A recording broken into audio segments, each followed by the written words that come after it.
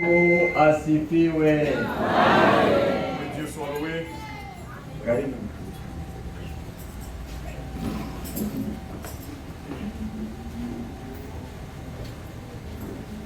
Tuko na mtumishi wa Mungu. Nous avons le serviteur de Dieu. Alianza kuleta neno la Mungu. Il a commencé la prédication tangu mkasikati. Depuis le mercredi. Kwa ni furaha sana. C'était la joie. C'est un serviteur de Dieu, Alexandre, le frère Alexandre. Il vient de Likasi, chez le pasteur Kimé.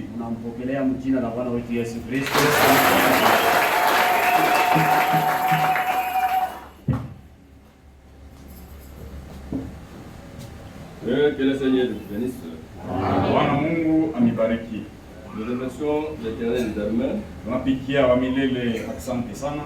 Il a pris soin de nous depuis que nous sommes arrivés. Yenye alituangaikia tokea siku tulifika. Et il a pris aussi soin de tout et chacun de vous. Naye tena alimiangaikia kila mmoja wenu. C'est pourquoi nous tenons toujours à les remercier. Kwa maana tunarudisha shukrani kwake. Je ne manquerai pas de remercier mon bien-aimé pasteur.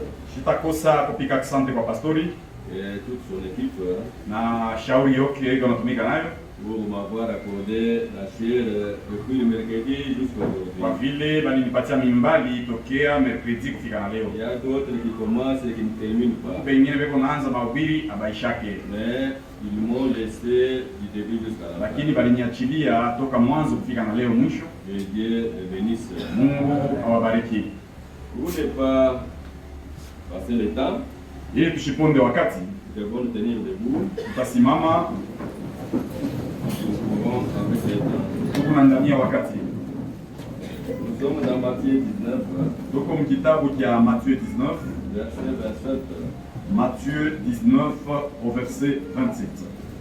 Pierre prenant alors la parole, Petro akachukua msemo, lui dit, na kusema, voici nous avons tout quitté. Eti tazama tuliacha vitu vyote. Et nous t'avons suivi. Na tunakufuata wewe. Qu'en sera-t-il de nous? Basi namna yetu itakuwa ya namna gani? Et Dieu ajoute ce monsieur la liste de parole. Vous pouvez vous mettre. Unaweza kuikala. Bien aimé, nous avons commencé ce sermon depuis le mercredi. Wapendwa, tulianza itungo tokea mercredi. Abandonnant tout. Watu wenye kuachilia vyote. Pour ceux qui étaient avec nous, wale walikuwa mercredi savent de tout ce que nous avions déjà parlé. Banajua yenye tulisemezea. Mais c'est pour ceux-là qui sont venus seulement aujourd'hui. Wale wanakuya leo, je vous demanderai aussi d'être attentif. Nitamiomba mutege sikio et attentif pour nos sœurs. Mutege sikio surtout badala yetu. Nous avions dit ceci. Tulisema hivi. Abandonnez tout. Wenye kuachilia vyote. En lisant ce sermon, wakati tulisoma hii tungo, tuliona kama kulikuwa maswali yenye ulizoziwa. Et nous avons commencé avec la première question. Tunaanza na ulizo ya kwanza. De cet homme qu'on appelle un jeune homme riche, ule mtu alikuwa kijana mtajiri, qui avait posé sa question à Jésus-Christ. Alimuuliza Yesu, que dois-je faire pour avoir la vie éternelle? Basi mie nitafanya nini ili nipokee uzima wa milele? Et deuxième question, ulizo ya pili, c'est ce que nous venons de lire. Hii tunatoka mkusema, voici nous avons tout quitté. Tazama tumeacha vitu vyote. Qu'en sera-t-il de nous? Basi sie hesabu yetu itakuwa nini? Nous avions montré que tulionyesha kama toute question posée ulizo yote walimuuliza Yesu trouve une réponse exacte. Ilipata jibu ile inastahili. Jésus n'est pas comme nous les hommes. Yesu asina sashi batu qui ont des complexes d'infériorité. Qui tuko na makomplexe ya infériorité. Quand quelqu'un te demande ce qu'il doit faire, mtu anakuuliza kitu atafanya, toi tu cherches seulement à cacher la vérité. Unatafuta wanze kumfuchika, et il va dire n'importe quoi. Na unasema tu mambo moja hivi haistahili. Non. Hapana. Avec notre Seigneur Jésus-Christ, Bwana wetu Yesu Kristo, il est celui qui a la vérité. Yeye kuna ukweli, il n'est pas hypocrite. Ana mtu wa masura mbili. Il va te dire ne plus que la vérité. Atakuelezea mambo vile iko. C'est comme nous ce matin. Notre Seigneur Jésus-Christ, il est le même. Il est la parole. Dans la parole de Dieu, il n'y a pas de compromission. On vous dit la vérité. C'est pourquoi nous avions dit ces questions nous préoccupent tous. qu'il doit faire. Nitafanya nini? C'est ça l'essentiel pour un enfant de Dieu. Yote ya mafaa kwa mtoto wa Mungu. Qu'est-ce qu'il doit faire Atafanya nini pour avoir la vie éternelle? C'est ce qui nous a amené en ce matin ici. Pour connaître ce que vous devez faire. Considérez ce que Jésus doit te dire pour avoir la vie éternelle. C'est pourquoi je n'ai pas le temps de vous dire mes bien-aimés choristes, pour nous chanter Boya Yesu, je n'ai pas le temps parce que le temps ne marche. Il chante ça. Boya Yesu, Amen. Que Dieu vous bénisse. Amen. Boya Yesu, Katala Yesu, utaona mambo. Nous sommes ici. Amen. Même toi qui es venu ce matin, et refuser la parole de Dieu. Et refuser la parole de Dieu. Quel a été le problème que cet homme riche avait eu pour avoir refusé Jésus-Christ? Vous avez la suite. Il s'était retrouvé où? En enfer. Pour avoir refusé la conduite du Saint-Esprit, la conduite du Seigneur Jésus-Christ. C'est pourquoi on ne doit pas chanter pour chanter. Il faut savoir ce que vous chantez. Vous devez comprendre. Oboya Yesu, utaona mambo. Unakatala Mungu, dès que tu refuses Dieu, utakufa. La mort va te suivre. Amen. Ndima Yesu, okomona bisengo. Ndima Yesu, okomona bisengo. Chike Yesu utapata furaha. Okomona bisengo. Utapata furaha. Ekolanda yona itakufuata. Amen. Okomona bisengo. Utapata furaha. Ekolanda yona sima. Itakufuata mgongo. Quel bisengo. Quelle joie. Quel bisengo. Quelle joie. Jésus a dit, tout celui qui va quitter, qui va abandonner pour moi, il va se mettre sur 12 tribus, sur les trônes des 12 tribus d'Israël. Israël avait refusé. Mais toi, quand tu vas accepter, là où Israël devait se mettre, toi tu seras reine. Amen. C'est ça le bien d'accepter le Seigneur Jésus. Ainsi nous avions dit, cet homme, il était venu pour sa vie propre. Nous avions signalé dans notre première question là. Nous avions souligné bon maître. Pour vous faire voir que ce n'est pas parce que tu vas appeler bon maître que tu seras sauvé, que tu auras la vie éternelle. Non, ma sœur. Cet homme avait dit aussi bon maître. Mais comme il n'avait pas accepté ce que Jésus avait dit, il n'avait pas eu la vie éternelle. Parfois toi aussi. Moi j'ai écrit au bon message. Bon message. C'est un bon message. Cela ne doit pas te donner la vie éternelle. Amen. Bien-aimés mes frères, je vous dis ce matin, ne dites pas j'ai écrit au message, c'est un bon message, j'ai déjà la vie éternelle. Non. Tu dois te retrouver ce jour-là en enfer parce que tu ne mettais pas la parole de Dieu que tu écoutais en pratique. Deuxième point que nous avons soulevé encore là-bas, nous avons souligné sur le jeu. Mon frère, ma soeur, cet homme typifiait nous des nations. Il était venu pour sa propre vie. C'est pourquoi il a dit, il doit faire. Il n'a pas dit que devons-nous faire. C'est pourquoi, toi qui es venu ce matin, Considère ce que Dieu te dit. Angalisha kile Mungu anakuonyesha. Ne regarde pas à l'autre. Ushangalie kwa jirani wako. Ce qui nous a rassemblés ici, c'est la parole de Hii Dieu. mkusanyiko tuko hapa ni njoo ya neno la Mungu. Nous sommes reconnus Tunajuana à hapa cause de la parole de njoo Dieu. ya neno la Mungu. Ne suivez personne qui Usifuate mtu fout la parole de Dieu ule au kuna pied. kanyanga neno la Mungu mikulu. Amen. Amen. Tu n'es pas venu ici pour ton frère, ou bien pour Haukuja ta hapa femme, njoo ya ndugu yako au dada ou yako bien pour ton père, wala njoo ya baba ou yako bien pour qui que ce wala soit, nani ou mwingine bien pour le pasteur, wala njoo ya pour pastori les diacres, wala les shemashi administrateurs. administratori. Non. Hapana, Chacun kila mtu cherche sa vie. eko natafuta uzima wake. Amen. N'imitez personne. Usifuatilishe watu.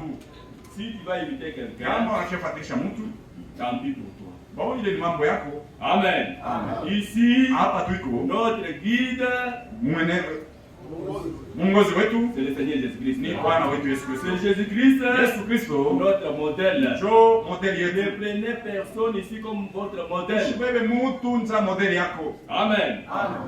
Si tu veux avoir la vie Kama éternelle, unapenda upate uzima wa milele, suivez le Seigneur Jésus-Christ. pata Bwana wetu Yesu C'est Kristo. ce que Jésus avait dit à cet homme. Njo kile Yesu alimwelezea ule mtu, Suis-moi. unifate, Abandonne tout. acha vyote, Abandonne ta richesse. acha mali yako, Prends ce que tu as. beba ile kunayo, Donne aux pauvres. kabula kwa masikini, Toi, suis-moi. wewe kwa unifate. Amen. Amen. Je ne sais pas Nishijue notre devoir. shurti yetu, Je ne sais pas nishijue notre recommandation rekomandasyon yetu que nous avions dit depuis le mercredi. ile tulisemea depuis Si mercredi. on peut demander ce matin, Kama tunaweza kuuliza asubuhi bashemashi, qui aurait déjà fait cela, nani ashafanya ile? parce que nous devons le faire. Tupasha kuifanya. Jésus a dit, Yesu alisema prends ce que tu beba as, vile uko navyo, donner aux pauvres. kabula Et masikini. quand nous avions lu dans Na wakati Luc, tulisoma nous Muluka, avons vu le même esprit tuliona roho moya moya sur Jean-Baptiste, iko yule wa Jean qui Baptiste, obligeait aux gens anaanza kushurutisha de watu partager. banze ukabula. Amen. Amen. Est-ce qu'il y a des gens qui ont déjà déposé, Eti hapa kwa watu bashaleta qui ont mis la parole de Dieu en pratique? baratumikia neno la Mungu Et nous avons ce devoir. na tuko na ile shorti. Même si je partais, Hata tu minaenda j'ai déposé ce colis-là. nisha kuleta ile shorti.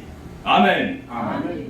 Nous devons le faire. C'est la Tunapasha parole fanya de ni Dieu. neno la Mungu. Nous avions lu dans 1 Corinthiens Tulisoma 16. Wakorinto wa kwanza sura Les 16 disciples le banafunzi faisaient. baranja kuifanya. Ou bien si vous lisez dans 2 Corinthiens 8, Wala mkisome Wakorinto wa pili 8 les disciples le faisaient. wanafunzi waranja Si ifanya. vous allez dans Ésaïe 58, Kama mnaenda Mwezai il y 58 a aussi cette obligation na là. Mungu ile shorti kwamba Vous pouvez lire là-bas. eti mnaweza kusomea mbele Isaya 58:9.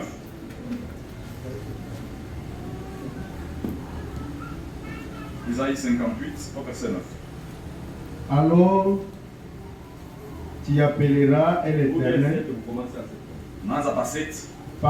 partage ton pain avec celui qui a faim, Kwanza ugawanya mkate yako na ule kuna njaa, et fais entrer dans ta maison les malheureux sans asile. ingisha yako mtu ule wa taabu bila hata nyumba munyumba yako.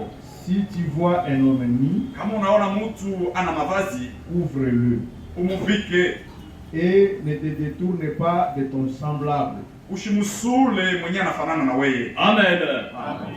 Ça ne vient pas de moi, Aina yangu c'est la parole de ni Dieu. neno la Mungu. C'est pourquoi, mes bien-aimés, Kwa maana wapendwa, Jésus-Christ Yesu Kristo avait exigé cela à cet homme riche. alishurutisha ile maneno kwa kijana Et mtajiri. quand cet homme riche n'avait pas voulu faire cela, Wakati ule mtajiri alikatara kufanya ile, Jésus qui l'aimait, Yesu alimpenda, il dit ce jeune homme, anamwelezea ule qui est kijana, venu de lui-même, alikuwa yeye il ne mwenyewe l'avait pas appelé, kishi mais kumwite, je lui dis maintenant ce qu'il faut faire. namwelezea vile vile anapaswa kufanya, Il est triste, lakini il anahuzunika, part. anaenda. Pourquoi ça? Kwa nini vile? Et pour finir, Mwisho ya il yote dit, anasema il sera difficile itakuwa nguvu à un riche kwa mtajiri de passer par les trous d'une aiguille. kupitia mtundu ya shindano, Mais ça sera facile lakini itakuwa pour un kepesi chameau. kwa ngamia, Pour un chameau. kwa ngamia. Que Dieu le bénisse. Amen. Et on avait parlé pourquoi Jésus a pris Tulisema ce type de chameau. kwa nini Yesu alibeba ile mfano ya ngamia. Quand nous regardons cette bête, Kama c'est une tunaangalia grosse bête. vile ngamia ni karaka munene, Mais quand nous regardons les lakini trous, tukiangalia kantundu ya shindano, c'est là trop petit. kantundu kama kaloko ya Comment shindano, cet animal namna pouvait gani passer par ule là? ngamia atenya mtundu wa shindano? Non, qu'est-ce que voulait Jésus nous voulait Yesu dire par alifia là? kutuelezea mfano kani? Jésus voulait dire Yesu alifia kutuelezea il n'y a que les humbles qui vont mpaka entrer. bantu wanyenyekevu ndio wataingia. Amen. Amen. Les orgueilleux Bantu wa ne kiburi peuvent pas entrer. hawawezi kuingia. Même toi ce matin, hata wewe asubuhi ya leo kama kwa kiburi kwa kiburi dada hautaingia. Amen. Je sais qu'il y a des riches Unajua siku qui batajiri sont aussi humbles. batajiri benye kujishusha. Amen. C'est là vont entrer. Bonjo wataingia. Mais les riches, Lakini batajiri ils disent moi, leo unasema mie je ne peux pas faire ça. siwezi kufanya hivi. Mon frère, tu n'atteindras Ndugu pas. yangu hautaingia. Comme nous venons de Sasa parler, tunatoka la kusoma parole de Dieu reste neno la Mungu certaine. inabakia hakika. La parole de Dieu n'est dans l'autre Neno la personne. Mungu haibembeleshake watu. Comme tu es venu en ce Sasa matin, leo ulikuwa asubuhi ya leo. mon frère, Ndugu yangu, si tu n'es pas encore été baptisé, kama huyapita mbatizo, et tu écoutes ce message, unashikia hii ujumbe, tu agis comme ce jeune homme riche, unatenda sawa kijana je mtajiri, te dis, ninakuelezea ta place, kazi tu yako dois te retrouver en enfer. utajikuta mmoto. Dieu, il Mungu est l'auteur des temps. yeye njo anaangalia kama wakati yote. Nous qui sommes ici, Sie tuko hapa pamoja, personne ne connaît hakuna mtu anajua combien d'heures lui reste sur cette terre. wakati ngapi nambakia hapa dunia. Personne. Hakuna, Personne. hakuna hata mmoja. Personne. Hakuna. Nous vivons Tunaishi dans la béclette. kwa upofu tu. Amen. Amen. On ne sait pas ce qui peut nous arriver. Hatujue nini Une minute après. nini itatushutusha après dakika moja. Personne. Hakuna mtu anajua. Nous sommes témoins Tuko bashuda de ce qui se passe. babile biko napitikana On peut leo. causer avec quelqu'un. Tunaweza kuingia na mtu 2 minutes on te dit. 2 minutes Il wanakuelezea est tombé. yeye anakufa, Il est parti. anaanguka, Il va anakufa. mourir comment? Atakufa je? Amen. Amen. Amen. Amen. C'est pourquoi il faut faire Ndio kwa maana attention kebange avec la parole de na Dieu. neno la Mungu Nous est prêché. ile tuko nashikia inatubiriwa. Quand Dieu te donne cette occasion, Wakati Mungu anakupatia bahati, te donne ce temps d'écouter, anakupatia bahati ya kushikia, profitez-en. chukua ile wakati. Amen. Il ne faut pas aller Haipashi kwenda devant le Seigneur Jésus-Christ. mbele ya Bwana Yesu Kristo mpagano. Il faut aller là-bas, Wende mbele ya Yesu chrétien. mwenye kuamini Quand il Kristo. va t'appeler, Wakati atakuita il faut être chrétien. ukwe Il Mkristu, faut avoir porté déjà son nom. ukwe usha kuchukua njina yake. Quand tu passes, Wakati unapita il te voit, anakuona son nom c'est toi. jina yako ikukule kwake. Et Dieu nous bénisse. Amen. C'est pourquoi mon frère, Ndio ma kwa maana soeur, ndugu na dada, toi qui es venu, wewe ulikuwa je asubuhi, commence par vous dire, ninaanzia hapo kumuelezea. en écoutant ce message, Wakati unashikia hii ujumbe, ne sortez pas si usitoke tu n'es pas encore été baptisé. wakati hauyabeba ubatizo. Amen. Amen. Tu diras pourquoi il dit ça. Utasema njoo nini nasema vile? Mais c'est l'Esprit de Dieu qui te Ni parle. roho ya Mungu iko nakuelezea. Tu ne sais pas le Haujue temps qui te reste. wakati nakubakiria. Il faut profiter du temps. Beba bahati ya wakati. Que Dieu nous bénisse. Amen. Et ainsi nous avons dit, Tulisema tena, ces deux messieurs, aba bantu mbili hapa.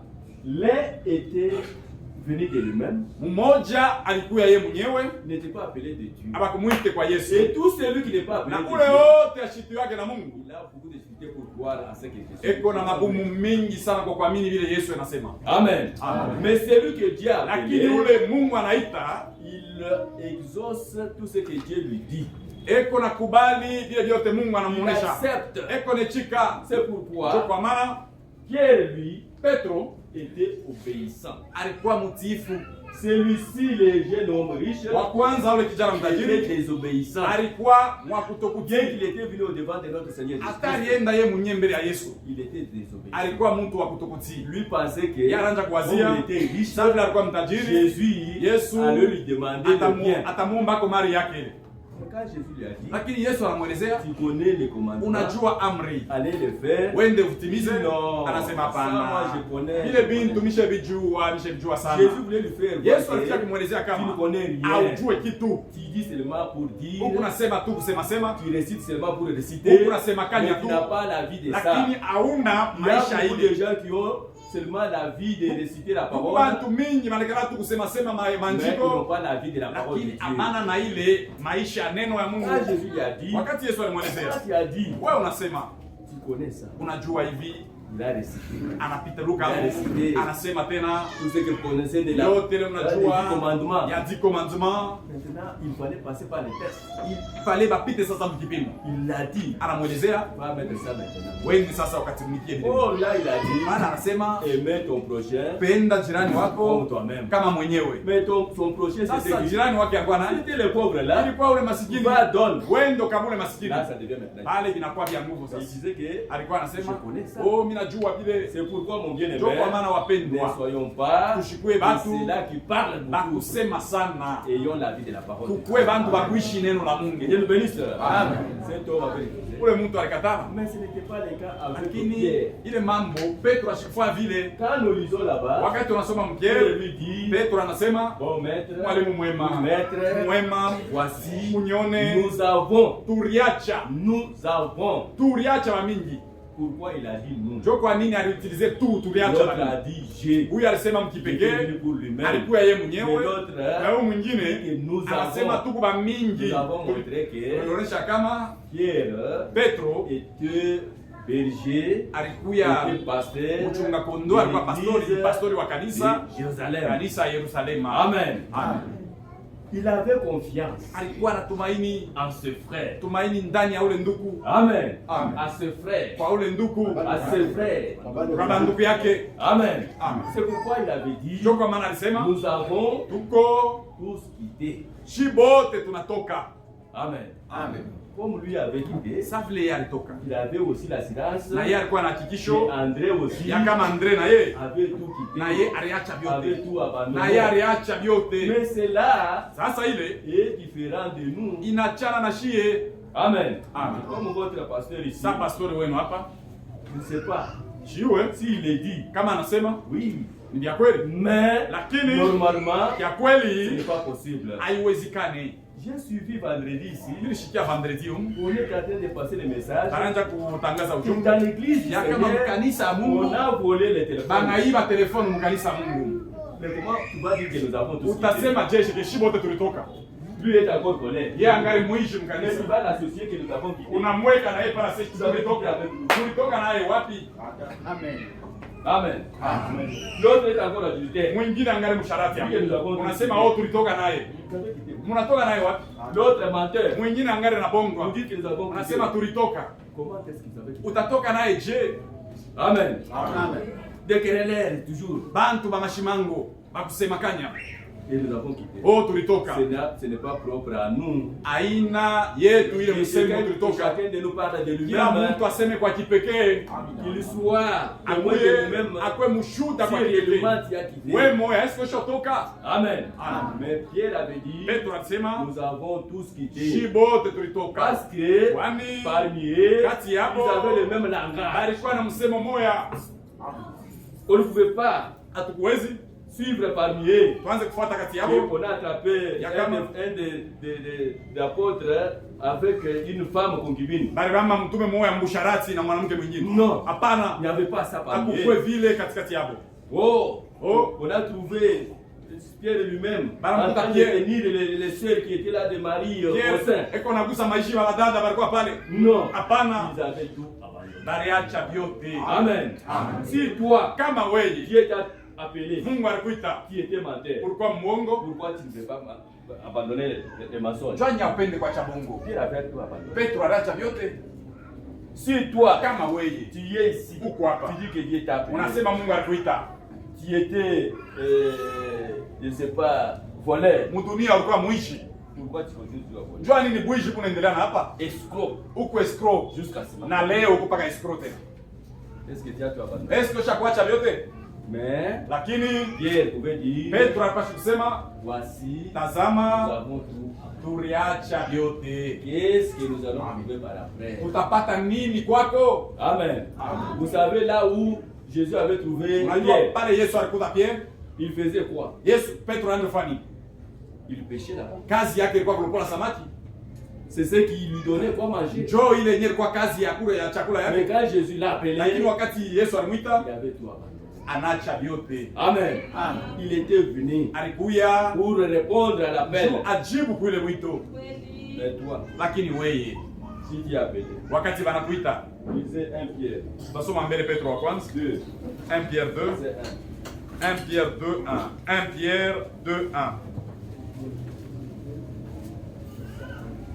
1 Pierre chapitre 2 au verset 1. Rejeta donc toute malice 1. Yavo de la malice Toshe bujanja bote tubutoshe et toute rise, na bukaramushi bote butoke la dissimulation, na, quelqu'un, na ile mabuchafu quelqu'un qui a, hein, double langage bien. Mtu eko na msemo mbili.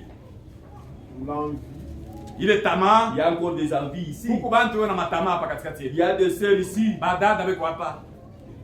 Il y a envie encore les hommes d'autrui. Beko na tamaa kwa bwana mabenyewe. C'est quel homme ici si j'étais au moins la femme de tel. Kama tu ndikwaka kwa bibi yake fulani. Toi, Weye.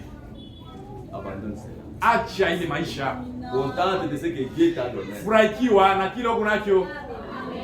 Mon frère, Ndugu yangu, abandonne cela. acha ile maisha. Tu regardes encore la femme de ton frère. Unaangalia tena bibi wa ndugu yako. Tu dis ici elle devrait être. Kama ule njoo alikuwa tu bibi yangu ule. Toi tu connais la souffrance que son mari est en train de Wewe supporter. unajua ile mateso kwa ile ndoa Que l'homme est en train de supporter. ile ule mwanaume unavumilia, Si toi unajua tu étais avec elle, tu kama pouvais pas supporter. wewe njoo ulikuwa na ule dada unafia kuvumilia. Amen. L'envie, Tamaa c'est une mauvaise chose. ni kitu mwa kibaya sana. Tamaa Les sœurs ici badada beko ne sont pas contentes de ce qu'elles ont dans leur maison. abafurahikiwe na bile biku manyumba yabo. Elles sont en train de pousser les hommes parfois à aller faire n'importe quoi. Beko nasukuma baba na yao wende bakafanye vitu vyovyote. Tu ne vois pas les messieurs ou autres, ce qu'ils ont. Wao ni da fulani vileko. Ma soeur, Dada, tout ça, ça va rester. bile vyote vitabakia. Gardez la parole de Dieu. Chunga neno la Mungu. Continuez mon frère. Endelesha ndugu. Et toutes tes médisances. Na kinwa kyote mashimango yote. Est-ce que vous devez abandonner cela? Eti tunapaswa kuacha kwa mashimango. Continuez mon frère. Désirez comme des enfants nouveau-nés Bantu benye kutamania saa batoto bakuzaliwa jipya, les laits spirituels et purs. maziwa ya kiroho na yenye kwa Il safi. faut désirer la parole de Dieu. Mwanze kupenda neno la Mungu. Amen. Abandonner le reste des choses. Mwache vitu vya dunia. C'est pourquoi, Ndio kwa maana ce matin, hii asubuhi ya leo je vous dis, mes bien-aimés, mimi namielezea mapendwa. le message que nous venons d'écouter, Ujumbe tunashikia c'est le message d'amour. ni ujumbe ya mapendo. C'est le message Ni ujumbe qui nous prépare. iku na tutayarisha. Dieu nous a tout dit. Mungu alituelezea wazi vitu vyote. Amen. Il nous a tout dit. Ashikutuficha alituelezea wazi. Mui ujumbe Il y a tout. muku vyote. Il suffit seulement de considérer cette parole. Wewe chukua tu neno. Qu'est-ce que Dieu ne nous a pas dit? Mungu ashikuseme nini? Tout. Vyote. C'est pourquoi j'ai dit, Ndio kwa maana dans la nilisema parole de Dieu, il y a tout. mu neno la Mungu muku vitu Que ce vyote. soit pour notre façon de nous habiller, Namna yetu ya kuvala, de nous comporter, namna yetu ya kujitwala, de manger, namna ya kula. Dieu parle. Mungu anasema vyote. Proverbe 23. Tutachukua mbele Proverbe 23. Proverbe 23. Même pour manger. Hata tukuria au kukuria. Proverbe 23. Proverbe 23, verset. Commencez au premier verset. Tunaanzia pa mstari wa kwanza, premier verset. Proverbe 23:1. Si tu es à table avec un grand, Kama unakula kumeza na mtu mkubwa, fais attention à ce qui est devant toi. kebange kwa vile vitu viko mbele yako. Mets un couteau à ta gorge Weka kisu pa muribu yako. si tu as trop d'avidité. Kama weye uko nasemakanya sana, uko na ulafi, Ne convoite pas ses friandises. ushitamanie ile chakula yake, C'est un Ce qui est aliment, devant. ile kumbele yako, c'est un aliment trompeur. ile ni vyakula tu vya bongo. Ne te tourmente pas pour t'enrichir. Usivurukwe ili upate mali. Amen. Amen. Amen. Amen. Amen. Vous êtes à la table Uko kumeza avec quelqu'un qui est plus âgé que toi. na muntu eko mkubwa kwa miaka kushindia wewe. Prenons, nous avons des boules de viande. Ushakweka mabulu na nyama iko pale. C'est à toi qu'on dit, il ne faut pas être pressé. Anasema ni weye mtoto ushikwe presse. Avant que le grand puisse mettre sa main, Bado mtu mkubwa ashiabeba mbele. toi tu vois, non, cette boule-là, Wewe kunaangalia ile bulu iko pale. c'est moi qui dois la prendre. Mimi ndio nitaikula ile. On dit que parfois c'est une grande, c'est une hausse. Anasema ni Parfois ça peut être une hausse. inaweza kuwa tu mfupa. Mais toi tu vois que c'est ça la viande. Wewe unaona sasa njoo nyama ile. Et tu vas prendre ça. Unaenda kuweka paka ile. Tu dois te faire souffrir. unahangaika tu wewe mwenyewe. Amen. C'est pourquoi quand tu manges avec Ndio kwa maana kama uko nakula na watu wakubwa, il y a la discipline. waanze kuwa discipliné. Il ne faut pas être en vide. Usikue haraka sana. C'est comme l'histoire que j'ai vécu quand j'étais quelque part. Ikusaa mambo mwa ile nilishaka wakati fashi mwa fulani. À la table, il y avait le pasteur, Maneka kumeza kulikuwa il y avait pastori, les diacres, kulikuwa shemashi, les administrateurs. kulikuwa administrateur, Il monnaie coq. balikuwa bashakuwa mkuku. Et là, il y avait quoi? Na pale L'estomac kulikuwa- là-bas. Estomac ilikuwa pale. Un des diacres Shemashi moya va profiter pour prendre l'estomac là, alianja kuangalia paka ile estomac ile ibebe. pour mettre dans sa assiette. Anaibeba estomac anaweka msani yake. Il fallait qu'un des administrateurs le corrige. Il fallait administrateur mwa mnyoroshi paka pale. Il prend ça, nous avons les pasteurs. Anabeba sasa kuna pastori kwa hapa wote abeba chef ile. Que Dieu le bénisse. Amen. Il faut être bien éduqué. Tuanze kuwa na mafundisho Il mzuri. faut abandonner la vitité. Tuache kuwa haraka buguruma tuache. Amen. Si tu es l'enfant de Dieu, Kama uko mtoto wa Mungu, en mangeant, wakati tu unakula contrôles. ukunangarishia. Moi, je prie. Mie nilibeba. Mon frère a déjà pris Ndugu aussi. yangu ashiabeba hata Mais ce n'est pas toi, tu es paka wewe ndio kunabeba paka wewe. Amen. Amen. Amen. Amen. Nous sommes dans la parole de Dieu. Tuko neno la Mungu. Nous parlons de tout. Unasema vitu vyote. C'est Dieu le bénisse. Mungu ambariki. C'est ce que Dieu veut. Ndio kile Mungu anapendaka. Ainsi, Vile Pierre, Pierre, André André et ses frères Jacques, na banduku yake na Jaki ils avaient toi. baliacha vyote. Et j'ai dit ceci. Nilisema hivi, Pierre était le dupe Petro alikuwa mfano des enfants d'Israël. ya batoto wa Israeli. Quand il a dit nous, Wakati alisema c'est pour shii, montrer qu'Israël ndio kusema Israeli sera sauvé en masse. itaokolewa kwa watu mingi. Il est différent de nous. Inachana na C'est shie. pourquoi à toi, mon Ndio kwa maana frère, kwako nduku, combat pour ta vie. kombana ndio maisha Abandonne ce que kipekee. Dieu refuse. Acha vile Mungu anakatala. Ne tombez pas dans le piège de quelqu'un d'autre. Ushamke muteko ya mtu mwingine. Si tu vois ton frère faire quelque chose, Kama unaona ndugu yako anafanya mambo fulani, conseille, ne unamshauria pas écouter, asipende kuacha, abandonne celui-là. umwache ule ndugu, mwache. Amen. Amen. Nous devons abandonner même nos pensées Tuache hata mawazo yetu qui mbaya, n'encadrent pas avec la parole de ile Dieu. mawazo ambatana na neno la Nous Mungu. devons abandonner nos opinions Tuache mawazo yetu, qui mania sont yetu, pas de la parole de ile Dieu. mania haina neno la Nous Mungu. devons nous allier Tuambatane seulement à ce que Dieu a dit. mpaka na kile Mungu Et anasema. pour tous celui que Dieu a appelé, Ule wote aliitwa na Mungu, il répond aux exigences de Dieu. eko na jibia kwa ile makanuni ya C'est Mungu. pourquoi Pierre Ndio kwa maana et Petro les autres na wengine pouvaient tout abandonner. baliacha vyote. Mon frère, ma soeur, Ndugu dada, nous voulons voir tuko napenda de tuone quel côté es-tu ngambo kani huko ce matin. hii asubuhi ya De leo, quel côté de ce jeune homme huku riche, ngambo ya ule kijana ou mtajiri, bien tu vas prendre le côté de wala ceux huku qui ngambo ya sont Pierre ulaliacha les appelés. banye benye kuitwa Ils écoutent, beko ils nashikia abandonnent tout. na beko naacha Que Dieu vyote. nous bénisse. Mungu abariki. Nous prenons encore une personne Tunachukua tena mtu mwingine qui a été appelée. ule aliitwa, Mon frère, prenez maintenant un tunachukua roi sasa un roi, mfalme wa kwanza. 19. C'est quel type? Un roi 19 ni nani? Un roi 19. Nous sommes ici. Eh, tuko hapa. 19. Un roi chapitre 19 19. au verset 1. Verset 19. Verset 19 toujours. Un roi 19, 19.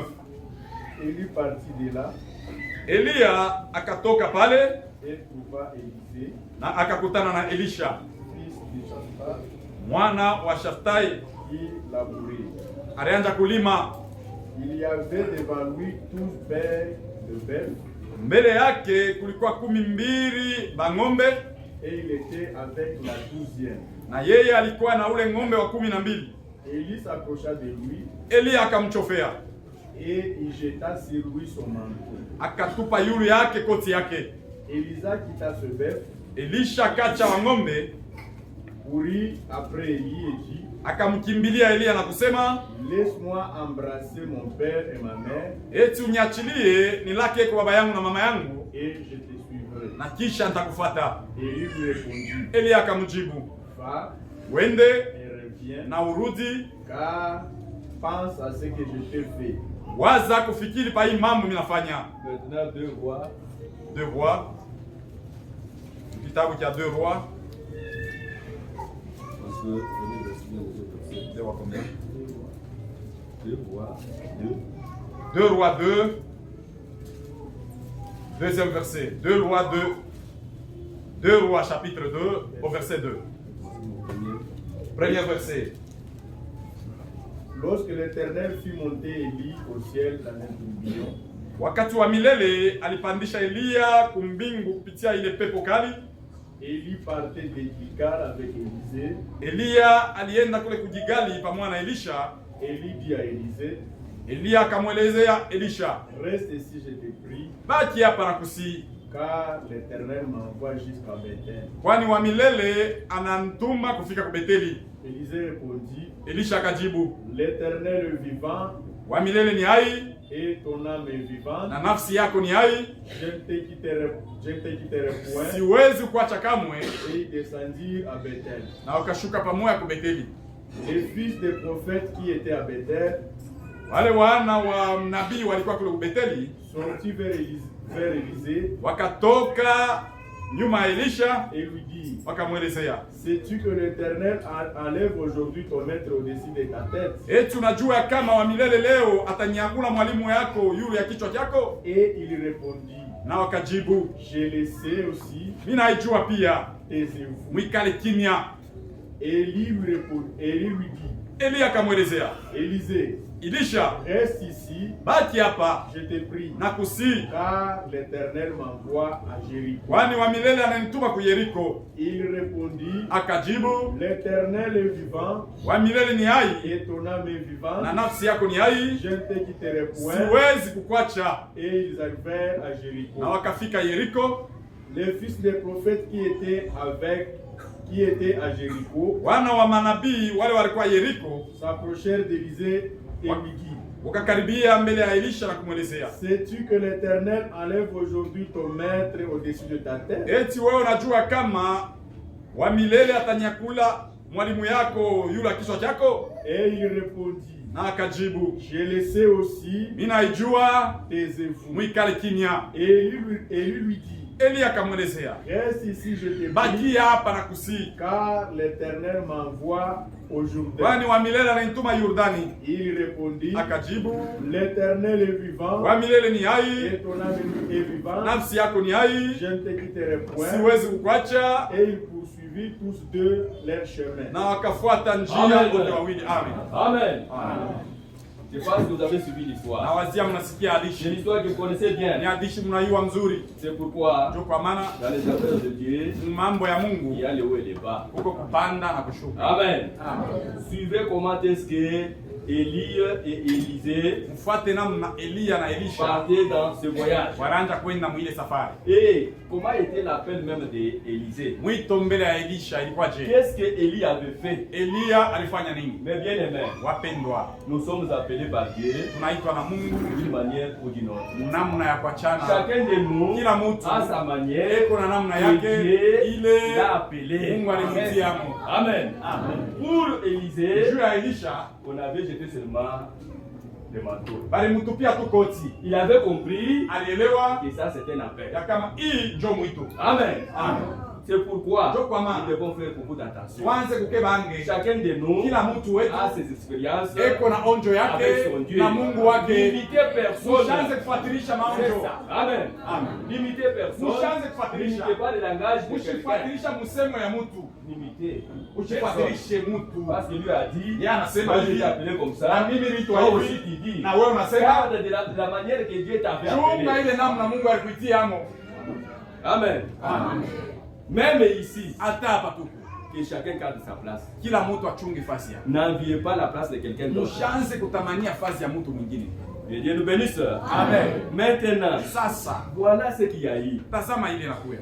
Élisée avait compris Elisha alielewa que je suis appelé. ya kama mie niliitwa. On l'avait trouvé où? Bali mkuta wapi? Qu'est-ce qu'il faisait? Alianza kufanya nini? Il était au champ. Alikuwa kwa mashamba Comme toi aussi. sasa vile na wewe Tu es cultivateur. huku mlimaji. Si Dieu t'a déjà appelé, Kama Mungu alikuita, pourquoi tu passes toujours tous les temps? juu ya nini kila wakati?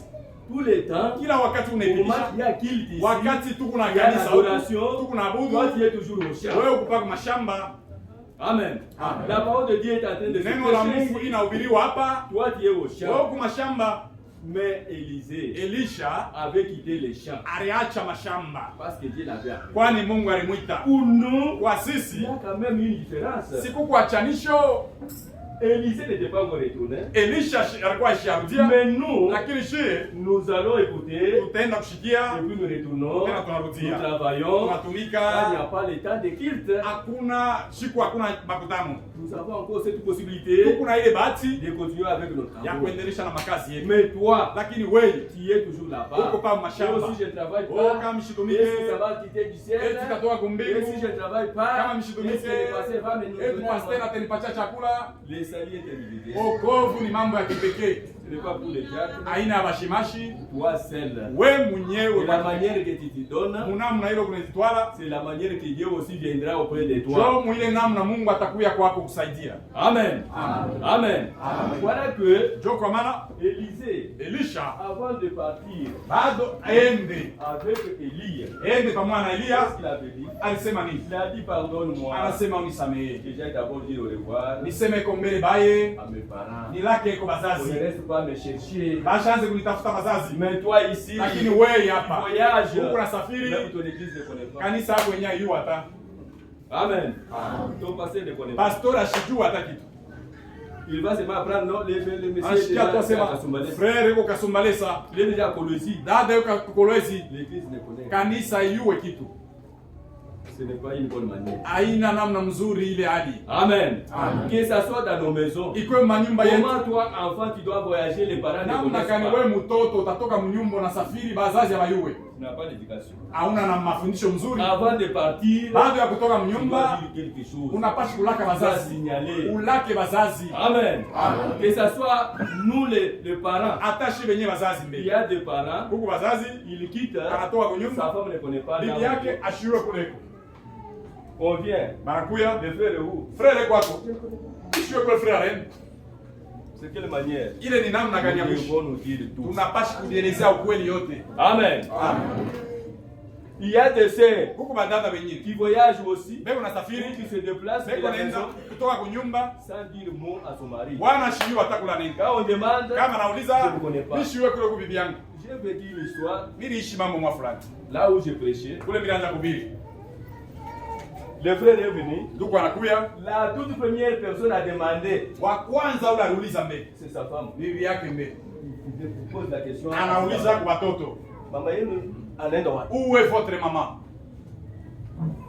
Sauf que la maman avait dit aux enfants, Mama alilaka watoto je vais à ya l'hôpital kama mimi naenda kwa hospital visiter. kutembelea kwa mtu mwa kuangalia mtu. Amen. Amen. Maintenant, ceux-là qui pouvaient venir aussi, Bale baranja kuya na demander au pasteur, uliza kwa pastori, la sœur est où? Non, dada elle kwa est wapi? à l'hôpital. Alienda kwa hospital. Elle avait maintenant la séance. Pale alikuwa anahakikisha. Mais toi, ma sœur, We dada, comment tu dois quitter? unatokaka Ton je? mari ne connaît pas. Bwana ashijue kitu. Toi, mon frère, We ndugu, tu quittes, huko ta unatoka, femme ne connaît pas. bwana bibi ashijue.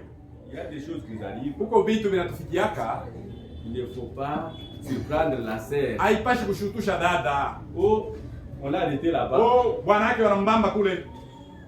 Il est parti là-bas. Alienda kule wakati gani? Non, mon frère. Hapana ndugu. Non, ma sœur. Hapana dada. Suivons la parole de Dieu. Tuishi neno la Mungu. Que Dieu nous bénisse. Amen. Élisée a dit, Elisha je ne alisema, peux pas partir nisitaenda sans que j'aille dire pour les voir. bila kulaka bazazi. Les serviteurs de Dieu. Watumishi ya Mungu. Vous sortez sans dire mot à l'église. Huku natoka bila kulaka kanisa. Pastori mwenye ashiwe na kule unaenda. On va seulement l'appeler, nous avons décidé. Est-ce qu'il est où les Banamwita tu asema, oh, mnajua kwa huyu ndugu anakuja. Je ne le connais pas. Atasema mimi simjue. Voilà ce pasteur Angalia là. ule pastori ule fulani karaka. C'est toi. Ni weye Il weye. faut dire le mot. Unashula keko. Amen. Amen. Quand tu dis le mot, Wakati unalaka on va prier pour toi. atakombea. Si c'est pour les chants missionnaires, Kama ni njoo kazi ya l'église Mungu. prie pour toi. Kanisa nakombea Et tu vas prêcher na là-bas unaenda kuhubiri avec le Dieu na Mungu, que les enfants de ule Dieu watoto ya Mungu Wote mpoke. manisha kuita. Amen. Amen. Ne partez pas comme ça. Mushende tu paka hivi. Élisée a dit, Elisa alisema donnez-moi le temps. unipatie Et wakati j'aille d'abord niende signaler les parents. nikalake bazazi. Et qu'est-ce qu'Élie lui avait dit? Eliya alimuuliza nini? Souviens-toi de ce que je t'ai fait. Kumbuka ile nilikufanyishia. N'oublie pas. Usisabwe. Mais parle, Usisabwe. fais tout. Fanya yote Suis-moi. urudie unifuate. Amen. Amen. Fais tout. Fanya yote. Suis-moi. Rudia Et unifuate. quand il est de retour, Wakati unarudi qu'est-ce qu'il a fait? alifanya je? La Bible dit, Biblia inasema il a pris alibeba un bébé, ng'ombe moja, il a tué, il a anamuua, sacrifié. anamchinja Et il a donné ce qui était là-bas. na anabeba ile ilikuwa Pour pale dire au revoir. juu ya kumulaka au revoir. Quelle a été leur marche? Sasa mwenendo yabo ilikuwa jembe, Il fallait passer par 3 étapes. ilipadi bapite mbipande tatu. Amen. Il fallait faire 3 étapes Balipashe kupita mbipande tatu dans ce voyage. mwile safari yabo. C'est le voyage que nous sommes en train de faire. Njoo safari tuko mwe na mile. Nous sommes ici. Et tuko hapa. Et Dieu nous bénisse. Dans ce voyage, Oui, safari. nous devons passer par 3 Tunapita étapes. mbipande tatu. C'était quelle étape? Ilikuwa ni mbipande kani? Première étape, Kipande cha kwanza il fallait passer par Gilgal. ilipashi bapite mbele mu Gilgali. Gilgal, Gilgali, Frère Branham a dit, Frère Branham anasema signifie quoi? ni nini manake? Signifie Njoo manake confession. ile ni kukiri. Amen. Amen. Signifie la confession. Ni kukiri mbele kukiri. Quand on dit confession, Kama anasema kukiri, on voit la repentance. tuko naona mtu ule kuna tubu. Amen. Amen. La première de toutes choses, Ya kwanza on mbele ya commence kwanza. par Gilgal. Tunaanzia pa Gilgali. Gilgal qui est Gilgali. la repentance. Mtu anaanza mbele kutubu. Dans cette marche. Mwili safari tuko nayo. C'est quelle marche? Ni safari kani? Marche chrétienne. Safari ya Kikristo. Comment toi tu as commencé? Wewe ulianza je? Amen. Amen. On dit il faut passer par Gilgal. Banasema pitia pa Gilgali mbele. Gilgal veut dire Gilgali manake la confession. kukiri. Qui dit confession Kule kukiri veut dire la repentance. manake ni mtu yuko na tubu. Parce que dans la repentance, Mkule kutubu. c'est de là où nous trouvons maintenant. Njoo kule tu unapata. Où nous trouvons maintenant Njoo kule tu unapata la confession. munjia ya kutubu mule. Nous avons repentance. Tuko na kutubu. La repentance, Kutubu le premier point de la repentance, ya kwanza mwile njia ya kutubu. nous avons les regrets. Huku mbele kuzunika. Regrets. Kuzunika. C'est ça le premier point Njoo njia ya kwanza que nous mkutubu. trouvons dans la repentance. Mule mkutubu mbele kuzunika. Deuxième point, Ya pili mkutubu c'est ça confession. kukiri na kinywa chako unaanza kusema Confession. kukiri.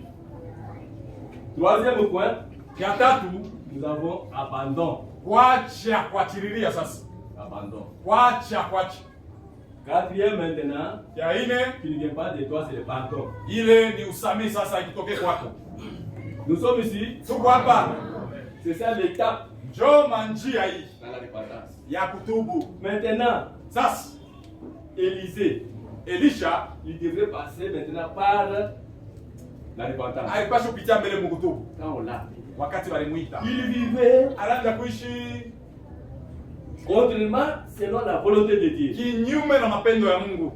C'est Mapenzi. que quand on était dans le monde, Wakati tulikuwa mdunia, chacun de nous kila mmoja wetu connaît ce qu'il faisait. anajua bila anachofanya.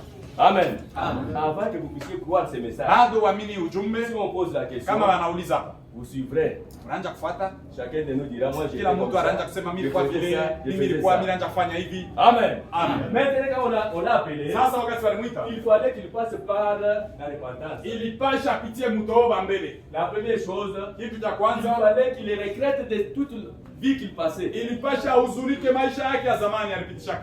J'ai passé mon temps Mimi napitia dans wakati les yangu ténèbres. mzambi. Voilà ce que je faisais. Tazama vile mimi naanza Il kufanya. regrettait. Alianza kuzunika. Amen. Amen.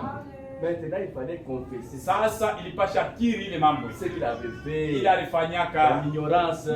Kukosa kujua, mimi naanza kufanya hivi, mimi naanza kufanya hivi. Troisième point, Ya tatu, il fallait abandonner cela. ilipashi kuacha vile vitu. Mais toi, Wewe tu étais dans l'eau de baptême. ulikuwa mmaji wa Pourquoi tu batizo. ne peux pas Kwa nini abandonner awache maisha ile? les mêmes habitudes, Ile maisha yako toujours mwana. colériques? Mpaka wakasirani. Amen. Amen. Il y a d'autres ici, Huko wengine hapa dans leur maison, manyumba yao. les chats, Mama les imbwa. chats et la souris. Baimbwa tu na mbushi. Amen. Les chats et la souris. Ni mbushi na mpanya tu La munyumba. femme ne parle pas à son mari, Mwanamke asiseme na bwana. très colérique. Bibi yako makasirani makali Les sana. hommes Wanaume na des caporaux. mpaka mwenyewe kaporo general. Amen. Tu continues toujours dans ça. Huku naendelea mpaka mwile La maisha. parole de Dieu est toujours prêchée. Neno la Mungu beko na ubiri. Mais tu ne dois pas abandonner. Njoo nini awache? Tu dois abandonner. Ya tatu ifo kuacha. Si Jésus t'a appelé, Kama Yesu tu alikuita, dois abandonner cela. acha ile maisha. Amen. Amen.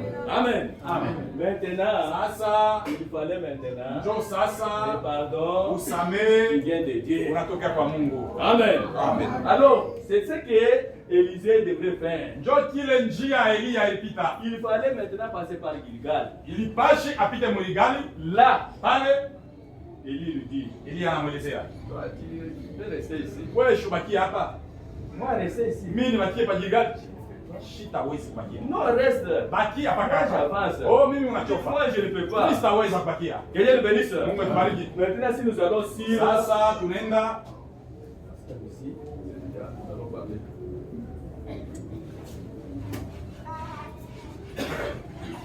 Si nous retournons maintenant sur notre statut de non parfait, kama tunarudia mkipimo cha mtu mwenye kukamilika. je ne sais pas ceux qui sont là s'ils le voient. Jiwe bali wewe kumkongo wewe unaona?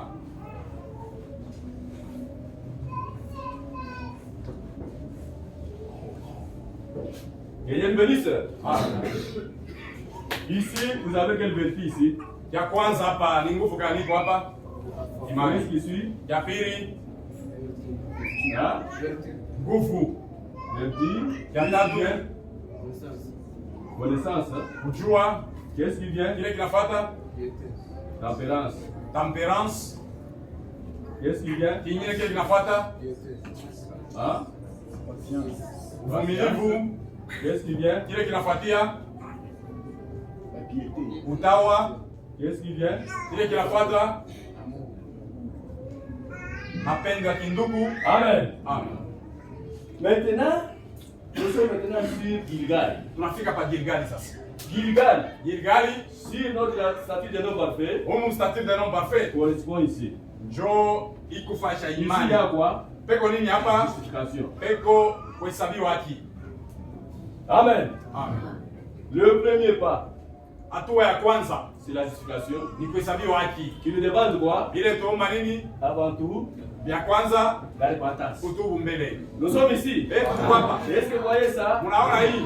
La repentance. Kutubu On mbele. lui dit, Banamwelezea reste sur la justification. oh, bakia tu paka hapa pa justification. Parce que tu es déjà baptisé. Wewe ushabatiziwa. Tu peux rester ici. Bakia paka hapa tu. Qu'est-ce qu'il avait dit? Alisema nini? Niet. Shita bakia. Ngai. Niye Tokokende na yo. niko la kufuata mpaka mwisho. Amen. Amen. Les hommes de Dieu Batu ya Mungu peuvent voir votre niveau. banaweza kuona hatua yako. Nous devons passer par les épreuves. Tuanze kupita mbipimo. Elle reste ici. Baki hapa. Tu es déjà baptisé. Ushabatiziwa? Tu vas où? Huku naenda wapi? Moi, je vais loin. Oh, mimi naenda Je mbali. dis, je ne te quitte pas. Oh, mimi sitatoka. Amen. Amen. Si toi, Kama wewe reconnais unajua que ton pasteur ici ya kama pastori a la wako parole de Dieu, eko na neno la il ne Mungu, quittera pas. hautatoka hapa. Amen. Amen. Tu ne quitteras pas. Hautatoka. Il avait su que Alijua kama avec Élie, na Elia il y a quelque chose. kuko bitu muwe aimu. Je ne dois pas quitter. Shita mwachiria. Je vais aller avec toi jusqu'à. Mitenda na wewe kufika na mwisho. Il dit non, reste. Anasema bakia. Moi, je vais où? Mimi naenda wapi? Mimi naenda kubeteli. Reste. Bakia. Il dit, Anasema moi, je ne peux pas rester. siwezi Je vais kubakia. avec toi Niko nafuata wewe jusqu'à. kufika na kubeteli. Frère Branham a dit, Ndugu Branham anasema Bethel c'est quoi? Bethel ni nini? Bethel veut dire Bethel manake la maison de Dieu, nyumba ya Mungu, la maison nyumba où il y a de pain. mule muku mkate. Amen. Amen. Là où il y a de pain. Mule muku chakula C'est mikate. là où il y a Njoo mule la vie. muko uzima. Il dit, moi, restez ici. Anasema mimi nibakia. Moi aussi, je dois Mimi na profiter mie mtafuata. pour aller Ili niende au Bethel. mpaka kubeteli kule. C'est Njoo là où je kule. dois manger. Kule kwenye mimi napenda kuria. Amen. Amen. Amen. Amen. Bethel, hein, Beteli c'est la maison ni des nyumba pains. nyumba ya mikate. Connaissez-vous qu'ici, Unajua kama il y a hapa des pains? peko chakula mikate. Quel pain que vous mangez ici? Chakula kani mikate kani muna kula. Amen. Que Dieu nous bénisse. Il dit, moi, je ne dois pas rester. Mimi sitabakia. Toi, Wewe tu veux rester sur la justification. unapenda ubakie pa kuhesabiwa haki. Tu ne veux pas manger? Aupende kuria. Depuis que tu as été baptisé, Tangia tu es ulibatizwaka. resté toujours là-bas. Unabakia paka pale. Non. Hapana. Si tu es appelé, Kama il kumuitwa. doit évoluer. Wanze kuendelea hapo. Il a dit, moi je vais avec toi. Anasema hii tenda na wewe. Maintenant, Kisha il fallait aller jusqu'au Bethel. ilipasha kupanda kuwa kufika Mbeteli. Bethel maintenant est où? Beteli iko wapi sasa? Amen. Amen. Bethel Beteli devrait avoir sa place. ilipasha kuwa nafasi yake. C'est où? Ni wapi? Là où il y a piété, Pale peko maisha ya c'est là où il y utawa. a la sanctification. Jo pale peko utakaso. Amen. Amen. Il fallait passer par Bethel. Ilipasha upite kwa Beteli. Bethel, nous avons dit, Beteli c'est la maison. jo munyumba Des pères. mule mubikate. Et Dieu le bénisse. Amen. Maintenant, si vous avez dit ici, Sasa kama unasema hapa. c'est ici, Ni hapa. Bethel. Njo pa C'est Beteli. ici où il y a les Ni pères. humu njo mubikate. C'est ici où il y a la Ni parole. humu njo muko neno. Pourquoi tu ne veux pas, tu ne veux Juu pas ya venir? nini aupende kuya? Jésus dit, Yesu anasema ma parole, neno langu je les ai donné ma parole. niliwapatia neno langu Ma parole, neno langu je les ai sanctifiés. ilibatakasa. Amen. Amen. C'est la parole. Neno Quand nous écoutons, wakati tunaishikia ça nous sanctifie. inatutakasa. C'est l'eau. Ni maji Ça nous lave. iko natutakasa. Nous reconnaissons le mal Tunatambua ubaya et nous abandonnons na cela. tunaviacha Mais vibaya. quand toi tu ne viens pas, Kama wewe uko comment kanisa est-ce que tu seras sanctifié? utatakasiwa je? Amen. Amen. C'est pourquoi Ndio kwa maana il est capital inahitaji de venir waanze dans kuya la maison de Dieu. nyumba ya Mungu. Là où il y a les pains. Kule mko mikate. Amen. Amen.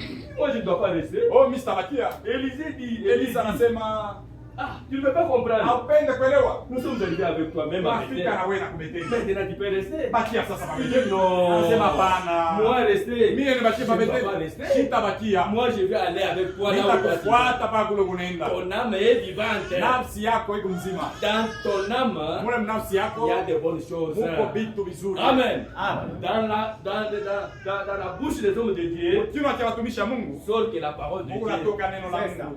Il ne sort pas des présages. Mushanze kutoka matushi. Amen. Amen. Pas de critiques. Hapana makritike. Qui est seulement la parole de Wewe Dieu. paka neno la Mungu mkiwa. Amen. Amen. Pour édifier les enfants de Juu ya Dieu. kukankamisha watoto ya Mungu. Nous sommes ici. Amen. Nous sommes ici. Oui. Il a dit, moi je vais aller avec toi. Nipenda na wewe. Ils sont arrivés maintenant à Bethel. Anafika pa Beteli. Il a dit, non, fini. Asema bon, baki yako Moi sasa. je vais où? Mimi naenda wapi? Jusqu'au Jourdain. Mimi naenda kufika kwa Yordani. Amen. Amen. Il dit Jourdain. Yordani. Moi aussi je vais Na voir. mimi nitakufuata nikaone Tu ne Yordani. dois pas rester. Sitabakia. Nous devons partir avec Ndio toi. tunaenda pamoja na Qui wewe. est prêt pour partir aussi? Uko tayari na wewe kwenda? Qui est prêt ici? Nani yuko tayari Pour ya partir aussi ya kwenda na wewe paka? jusqu'au Jourdain. Kufika na Yordani nani? Amen. Amen. Qui doit dire, Nani atasema les amis du monde, batu marafiki ya dunia restez. mubakie. Moi je pars. Mimi niko naenda. Ah, je pars avec la parole de Niko Dieu. naenda na neno la Mungu. Mais toi, Sasa wewe, les amis d'hier, wale marafiki wa jana ce wale sont toujours tes amis. huku nao na leo wewe. Amen. Amen. Une femme mariée Bibi mwenye kuolewa avec les femmes Ndumba, lakini na marafiki yako ni wale Ses marafiki wa amis. ndumba ndio marafiki yako. vous causez quoi? Mungu anasumbulia binini? Ton ami à toi, Rafiki yako wewe frère. un addicteur, Msharati un fumeur, anafutaka bange. toi aussi. Na wewe Tu es de même catégorie. uko paka musaka moya moya. Amen. Amen. Frère Namba disait, Frère Branham anasema montre-moi ton ami. unielezee rafiki yako, Je te dirai quoi? nitakuelezea nini kile wiko. Amen. Amen. Ne nous trompez pas. Mshitudanganye. Dieu connaît chacun de nous. Mungu anatujua mzuri kila mmoja. Amen. Amen. Il a dit, Anasema moi je vais au Jourdain. mimi naenda kuyurdani wangu. Reste mon ami. Bakia sasa. Nous avons déjà fait avec toi une longue. Tushatembea safari mrefu na wewe. Ça me concerne moi. Hii ni paka mambo yangu mimi. Ça te concerne pas. Hii haina mambo yako. Qui peut rester? Unaweza kubakia. Vignette. Anasema hapana. Moi, Mimi je vais voir là où tu passes, paka nione kule unapitia. là où tu marches. Nione pale unatembea. Moi aussi, je dois marcher. Na mimi njoo mule Ça nitatembea. doit m'aider. Inapaswa kunisaidia. Amen. Amen. Arrivé au Jourdain. Kufika kwa Yordani. Même dans le Jourdain, Frère Branham anaonyesha Yordani. Jourdain c'est la mort. Yordani ni lufu sasa. Qui aime mourir avec Jésus ici? Nani anapenda kufe na Yesu? Amen. Amen. Quand est-ce que vous mourrez avec Jésus? Wakati kama unakufuaka na Yesu. Toi qui es venu aujourd'hui. Wewe unakuya asubuhi. Dis amen. Unasema amen. Mourir aujourd'hui avec Jésus. Kufa pamoja na Yesu Dans leo. l'eau de baptême aujourd'hui. Ukufe mu maji ya ubatizo. Quand on va te plonger. Wakati watakuweka mai. On dit comment? Anasema nini? Tu mets avec qui? Unakufa na nani? Ah? Avec Jésus. Avec Jésus. Unakufa na Et Yesu. tu vas résister avec lui. Unafufuka na nani? Na Yesu tena. Tu es prêt? Uko tayari? Amen. Amen. Jourdain c'est la mort. Yordani ni kufa sasa. Il faut passer par le Jourdain. Unapaswa upitie mu Yordani. Pour montrer que Juu ya kuonesha tu aimes le Seigneur Jésus. ya kama unapenda Bwana wetu Tu Yesu. dois mourir Unapasha kufa à toute mauvaise habitude. kumatabia yote mubaya ikufwe. Amen. Amen. Tu dois mourir. Kufwa, Tu kufwa. dois tout abandonner. Unapasha kuacha vyote. Ma sœur, Dada, change ta vie. badilisha mwenendo yako. Change ton comportement. Badilisha namna Change yako. ton habillement. Badilisha kuvala kwako. Aujourd'hui, Leo si le monde kama est dunia en trouble aujourd'hui, inavurukwa c'est à leo cause des ni femmes. kwa ajili ya banamuke. Amen. Amen. Les femmes Banamuke qu'on a vêtues, bali elles balifika retournent toujours à devenir nues. mwanamke balimvarika, lakini leo napenda kwa paka bunji. Comment tu t'habilles? Unavala namna gani wewe? Combien tu séduis? Huko unatongoza bantu ngapi? Que Dieu nous bénisse. Que Dieu nous bénisse. Dieu ne parle pas en vain. Mungu asisemake kwa bure. Frère Nama disait, Frère Branham anaanza sema une femme a la honte même dans sa chambre mwanamke iko na haya hata mshambre yake de se retrouver nue. ya kujikuta mtupu tu, Mais aujourd'hui, lakini ce leo n'est même pas encore dans des chambres, haina tena mashambre, même dans la vie publique. inakuwa hata nje tu, nje. C'est une honte. Ni haya sana. Regardez un peu, Mwone mbele un fou wa bashimu qui est nu. eko mtupu, Les gens ne s'intéressent pas souvent bantu abamwangalia kata pour l'habiller. abamshutukaka Mais sio si une femme, lakini kama mwanamke eko wa bashimu elle est nue. wa mashimu, mwanamke ana na manguo, utaona badada wengine banakuwa mfunika. Que Dieu nous bénisse. Il faut dire à vos sœurs là, Jean Elizabeth badada yenu wale ce n'est pas bien. haina mzuri. Amen. Amen. Pourquoi vous vendez notre valeur? Kisha nini unaujisha bei yetu? Que Dieu nous bénisse. Amen. Alors, Sasa on m'a dit que c'est la mort. Frère Branham anasema ni kufa. Mais sur maintenant notre statut de nos Sasa hapa pa kipimo cha mtu mwenye kuamilika. les Jourdains où? Yordani iko Les wapi? Jourdains est ici. Yordani iko pale Ici, il y pale. a quoi? Peko Il nini? y a baptême, Peko batizo 17 wa Roho Mtakatifu. Amen. Amen. Le baptême du Saint-Esprit, Ubatizo wa Roho Mtakatifu c'est la mort. ni lufu. Tu vas mourir Unakufa mbele, dans des actes unakufa matendo, mauvais. matendo ya mubaya yote nakufa. Amen. Le Saint-Esprit en toi, Roho Mtakatifu ndani yako il va te corriger. atakunyorosha. Amen. Amen. C'est pourquoi Ndio kwa maana ne restez pas sur la législation. ushibakie kuhesabiwa haki. Montez, Pandako. montez Waanze jusqu'à kupanda. tel point Sikufika que na tu vas pale arriver utafika au Jourdain. mu Yordani. Que Dieu te bénisse. Mungu akubariki. Et si tu es là-bas, Kama unafika mu Yordani, tout ce qui est du monde, yote vya dunia Wamulie. inakufwa. même votre façon de parler, Hata msemeo tu yako ça va changer. inabadilika. Le Saint-Esprit en Roho toi Mtakatifu ndani yako te conduira itakongoza dans toute, mukila kitu, dans toute, mukila yote. Amen. Amen. Amen. Amen. Nous sommes appelés. Tunaitwa wacha vyote. Quand on avait appelé Wakati Élisée, barita Elisee, Élisée Élisée avait tout laissé. aliacha vitu vyote. C'est au champ qu'il trouvait quoi manger.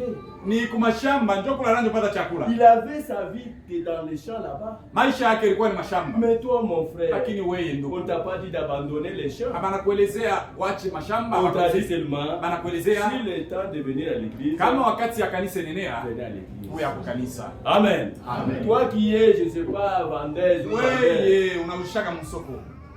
si c'est le temps de venir, Kama ni wakati ya kanisa, abandonne tout. acha Viens vyote. écouter la parole de Uya Dieu. ushikie kwa neno C'est dans la la Mungu. parole de Dieu Neno la où Mungu il y a la vie. njo mukuzima. Amen. Amen. La parole de Dieu Neno la Mungu attire le Saint-Esprit. ikunavuta Roho Mtakatifu. Le Saint-Esprit ne peut pas partir là où il n'y a pas la parole de Roho Dieu. Mtakatifu hawezi kwenda kula kuna neno Le la Mungu. Saint-Esprit va se poser sur Roho le Mtakatifu Saint-Esprit. inekalaka mpaka Sur yule ya la Roho parole. Mtakatifu, yule ya neno la Mungu. Que Dieu nous bénisse. Amen. Ainsi, mon frère, Ndiyo vile il faut voir maintenant notre statut de nos parents. inapashi kuangalia sasa kipimo cha mtu mwenye kukamilika. Quand ils étaient déjà ici, Wakati walifika hapa,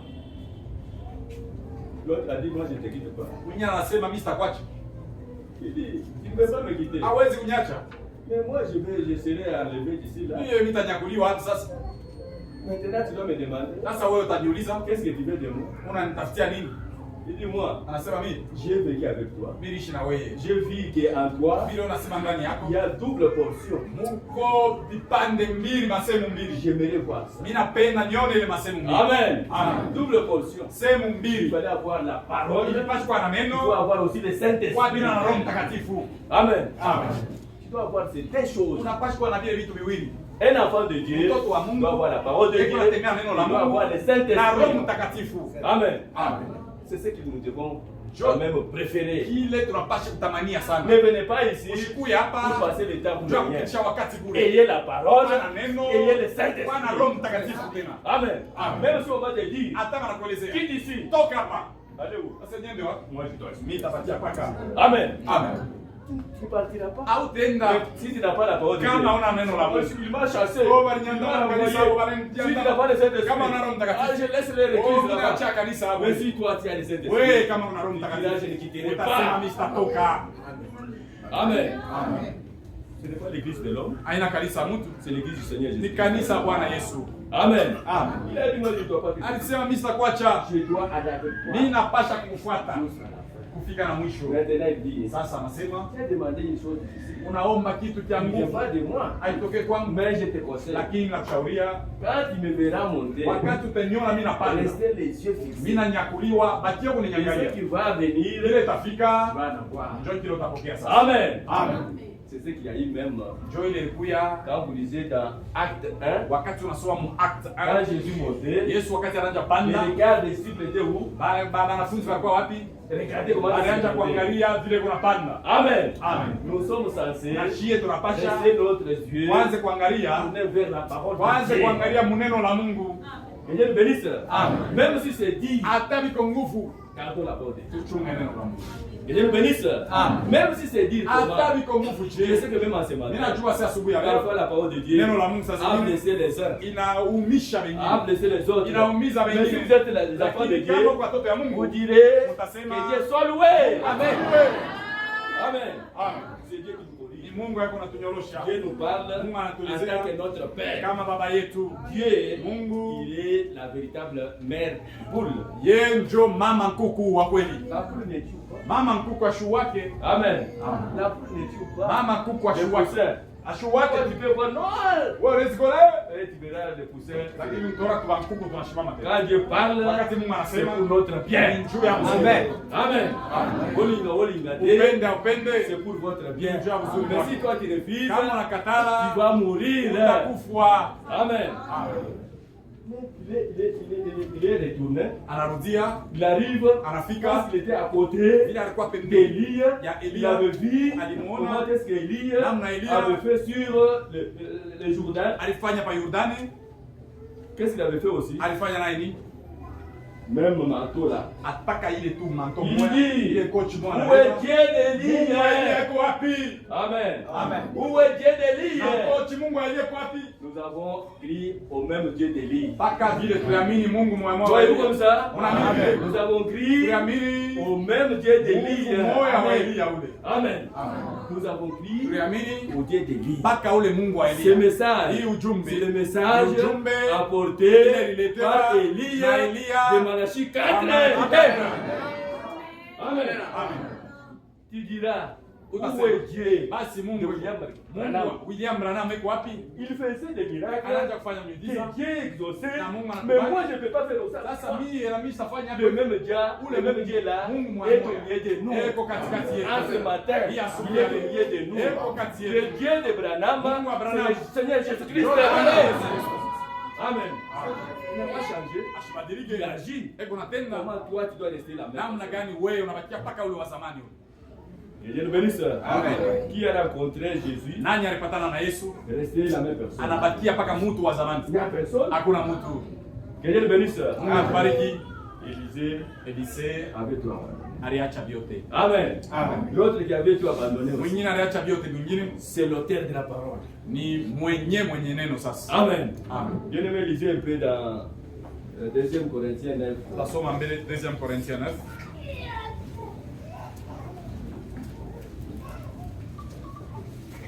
Deuxième Corinthiens 8, 9. 2 Corinthiens chapitre 8 au verset 9. Nous sommes ici. Et tu vois pas? Car Kwa maana vous connaissez la grâce de notre Seigneur Jésus-Christ, unajua neema ya Bwana wetu Yesu Kristo, qui pour vous s'est fait pauvre, kwa ajili yenu alijifanya kuwa masikini, des riches qu'il était, yeye hata vile alikuwa mtajiri, afin que par sa pauvreté vous puissiez enrichir. ili kupitia umasikini wake mpate kutajiriwa. Amen. Amen. Connaissez-vous que Jésus c'est le plus riche? Mnajua kama Yesu ndio mtajiri sana Merci la terre. pa dunia hapa. Il était comment? Alichukua hali gani? Pauvre. Hali ya Pourquoi il était masikini. devenu Kwa pauvre? nini alikuwa masikini? C'est pour que nous Njoo shie soyons riches. tupate kutajiriwa. Il avait tout abandonné Aliacha vyote pour nous, juu yetu, pour que nous aujourd'hui njoo leo nous shie soyons kuye des riches atajiri dans la parole de Dieu. ndani ya neno la C'est Mungu. ça. Amen. Amen. Croyez-vous comme ça? Mnaamini vile? Le plus riche, Mtajiri il a tout abandonné. anaacha vyote.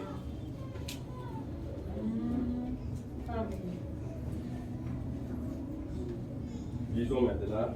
Tasoma sasa brochure 64, paragraphe. Abandonne. Abandonna tout Cherchez le 23 janvier 1960, le 23 janvier 1962. paragraphe 64. Paragraphe 64. Suivez attentivement. Mushikie mzuri. Eh bien, Ni mzuri. vous parlez de quelqu'un qui a abandonné quelque chose. Munasemezea njoo ya mtu mwa aliacha kitu fulani. Voyons voir ce que Jésus a abandonné pour nous. Tuone mbele vile Yesu aliacha njoo yetu. Jésus a tout abandonné. Yesu aliacha vyote. Il avait une maison au ciel Alikuwa na nyumba kumbingu, et il a abandonné sa maison au ciel. anaacha nyumba yake kumbingu. Il est venu sur la terre Anakuya pa dunia, et n'avait même pas d'endroit où poser la tête. ashikuwa hata na nyumba kwa yeye kulala. C'est vrai. Ndia kweli. Il est devenu si bas qu'il n'avait même pas. Alidishusha sana. Il n'avait même pas un lit où dormir. Ashikuwa hata na kitanda pa yeye kulala. Il a dit, Anasema les renards hata marina ont des tanières beko na manjimu yabo et les oiseaux na bandeke ont le ciel, bandeke nabo beko na bisangala byabo, ont des nids, mais le Fils de l'homme n'a même pas un endroit où poser la lakini tête. mwana wa mtu ana nafasi ya yeye kulala. Vous voyez? Mnaona? Mais quand il réussit à retour, Wakati alipata ile mkurudi, Qu'est-ce qu'il avait réussi au retour? Pour avoir tout abandonné, qu'est-ce qu'il avait réussi? kwa vile aliacha vyote, alipata nini? il a été élevé si haut qu'il doit regarder en bas pour voir les cieux. Alinyakuliwa Si yulu toi aussi tu sana. abandonnes tout, Dieu va te Kama na élever. we unaacha vyote, Mungu atakunyanyua. Il est venu dans le monde Alikuwa mudunia, et il a reçu le nom le plus bas que l'on puisse avoir au monde. humu dunia alipata njina moja ya chini sana pa dunia. On te sabote toi aussi, mon frère. Bakuone bure mudunia humu. Ah, avec les gars, pareil. Ah, ce sont des gens qui sont comme ça. Ouais. Vous voyez? A commis pour soto. Oh, huyu anakuwa ni mtu wa chini. Wa uchafu. Neti bande na biso oyo. Basi. Neti bande na biso basi oyo. Saba ndugu yetu hapa na badada. Akondimate bale banaye akomi demodé. Asite chika bamwelezea kama huyu ashina wa bei Ye anafanya yango nini. ozomona lelo oyo Unaona leo bakomi kolata biloko, antu unavala vitu moya. bakomi kotie biloko na mutu, Anaweka na vitu vya kukichwa ko balandana na mokili. ili baanze kumfuatafuata tu muhii maisha ya Soni na yote. telefoni yako dada. Soni. Aya yako, aya yako. Soni. Aya yako. Tika nyoso. Acha vyote. Ndima Yesu. Ichika kubali Yesu. Okomona bisemu. Na utaona furaha. Il avait le nom le plus bas. Alikuwa na njina ya chini sana. Il a pris le nom Anabeba njina, le plus bas njina ya chini. et il était traité de Belzéboul. Balimuita Beelzebul. Quand les gens l'ont vu, Wakati batu balimona, là, discerner les esprits comme cela, banaanza kutambua marosa vile. alianza kutambua. Alianza kutambua marosa vile. Il disait, akusema c'est un diseur de bonnes aventures. huyu mtu yuko nasema tu mambo moya ya kuchekesha. Il est Belzéboul, Huyu ni Beelzebul, un démon. ni demona. La bonne aventure, Ile mambo ya kuchekesha c'est du diable. ni ya shetani, Et on l'a traité de démon, naye walimuita demona. le plus bas de tout. Chini ya yote mademo yote Il portait le nom le plus bas. alikuwa na njina ya shobe ya chini sana. Il est allé dans la ville la plus basse. Alienda muji ya chini tena. Allez au 65 là pour pas de 65. Et l'homme le plus petit de la ville a baisé les regards. Mtu wa chini sana wa ile muji A baissé les regards. alishusha macho yake Il a regardé d'en haut. na anaangalia yulu, C'était Zachée. ilikuwa ni Zakayo. C'est vrai. Ni vya kweli. Zachée de Jéricho. Zakayo wa Yeriko, Très loin en bas. ye alikuwa mbali sana pale, Et il a certainement regardé d'en haut. naye anaangalia yulu. Qu'est-ce que Jésus avait fait? Yesu alifanya nini? L'autre était là-bas. Moya alikuwa yulu, J'étais le gars comme ça. Yesu anamwangalia yulu. Ah, c'est toi, là, c'est. Ni wewe tutasema Descends. shuka. Amen. Amen. Jésus en bas. Yesu Lui chini, là-bas. ye kule, Il voulait savoir alipenda si juu Jésus pouvait les voir. kama Yesu Jésus voit tout le monde. Yesu yuko naona wote. Tu n'as pas de place où tu peux te cacher. Hauna nafasi ya kufichama. Jésus l'avait dit. Yesu alisema Descends. shuka. Et quand il avait descendu, Na wakati il alishuka, avait tout abandonné aliacha pour vyote suivre le Seigneur Jésus juu ya Christ. kufuata Bwana Yesu. Il portait le nom le plus bas qui existait sur la terre. Alikuwa na njina moya chini pa dunia hapa. Il est venu au monde. Alikuya pa hii dunia, On le traitait d'enfant illégitime. banaanza kumuita mtoto wa bila baba, Car les gens croyaient réellement que l'enfant était né hors des liens sacrés du mariage. batu banaanza kuaminia kama huyu ni mtoto wa mbundumba. Pour commencer, Juu ya mwanzo il a eu cela à combattre. Ensuite, alipata ile maneno njoo kukombanisha, kisha il a été traité de Belzéboul, balimuita Beelzebul, le nom le plus bas que l'on puisse avoir. jina ya chini sana ile tunaweza kupata. Il a abandonné sa demeure céleste Aliacha makao yake ya mbingu et il est venu pour porter cela. na anakuya njoo achukue ile, Mais Dieu lakini Mungu lui a donné un nom qui est au-dessus de tous les noms. alimpatia njina iko yulu ya majina yote. À part le nom de Jésus-Christ, il n'y a pas un autre nom. Inja njina Yesu hakuna njina nyingine. Pas Branham, Branham hapana, pas Frank, Frank pas hapana, Frère Galeng. hapana Afrika Mais yenga. le nom le plus, Lakini njina c'est le nom de Jésus-Christ. ya yulu Ah. ya Yesu Kristo.